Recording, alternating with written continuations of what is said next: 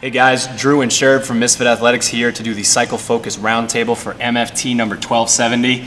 Sherb, it's kind of funny that you're sitting here talking about a 30-minute steady state run. It's my favorite thing to do in the entire world. I love running. It's the best. First impressions, coaching standpoint.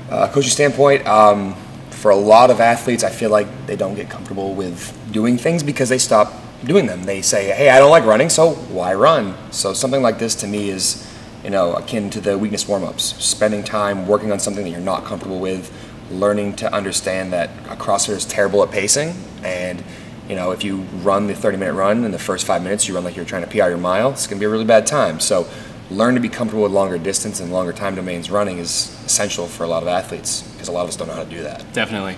You know this, a lot of people know this, my big pet peeve with endurance work is that people don't warm up for it. They see 30-minute steady state run, they throw the headphones on, some of them roll right out of bed and just run out the door. I'm looking for a 10 to 15 minute warm-up that sort of alternates between running, rowing, or biking, and making sure that your feet are ready, your knees are ready, your scap. People get all these cramps while they're running and they wonder why it happens. So I'm super adamant that people start, realizing that this aerobic engine thing is such a huge missing piece from so many people's arsenals. The people that wonder why their breathing isn't there in pieces, one of them is because they're not doing it, and then the other one is they're not giving it the attention, sort of like you said, but from that warm-up standpoint of like, this is part of your training, this is not your warm-up. Yeah, that's one of the things I stressed with a lot of my athletes this past cycle, saying going into some of these tests that we had in the assessment period, is that I know these are things that you don't like to do. You don't like to row 5K, you don't like to run 10K. If you just try to jump out on the street and do it without prepping your body, you're going to ask for injury. I mean, how many people last year did the 10K run and were like, I can't do anything for 2 weeks because I can't even move. They didn't understand that you can't just, like anything else, you can't just jump right into something. Even though there's a low barrier to entry, it doesn't take a lot to just lace up your shoes and go run. You pay for it if you don't warm up properly. So making sure that you spend the time both before and after prepping yourself so that you can continue the rest of your training, because you don't want to say, hey, I ran for 30 minutes, but then I couldn't do anything the rest of the week because I hurt myself. So just make sure you spend your time with warm up cool down. So essentially we're both saying the same thing. Take this seriously. What about pacing? Pacing, I mean, personally, you and I talked about this with the 10K that I had to do.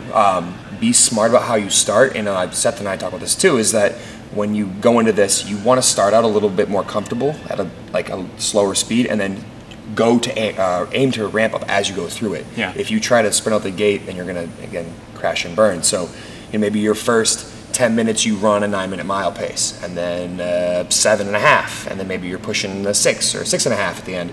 You're getting all you can from that versus... I'll stop you really quick there. It does say steady state run, so I'm assuming we're trying to stay within that aerobic range and maybe not fry ourselves out for the rest of the training day. But I do understand what you're saying for like that 10K or 5K time trial. Yep. With this, we're looking for an athlete probably to stay a little bit closer to that pace that they could just keep holding and keep holding and keep holding. Essentially, it's that not when you see that like half mile left, you sprint down the road. Yeah, like that middle, the middle of your 10K, that's pace you would run for that, before you start to ramp up and try to bring it home. Something in that time domain is kind of what I picture when I say 30-minute run. Not your slowest, but not your fastest. Right, got it. All right, guys, it sounds like warm up. Take this seriously. Get your endurance work on point. See you next time.